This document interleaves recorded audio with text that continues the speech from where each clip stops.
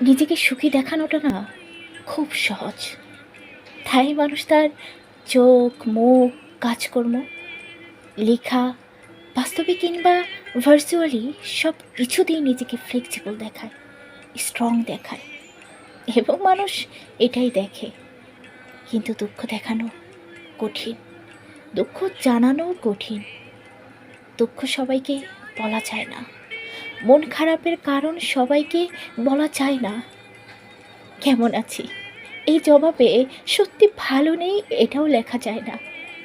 দুঃখ বলার জায়গাটা কমফোর্ট জোন হতে হয়, শোনার আকুতি থাকতে হয়, হাতে সময় থাকতে হয়, ধৈর্য থাকতে হয়, চোখের মাঝে শীতলতা থাকতে হয়।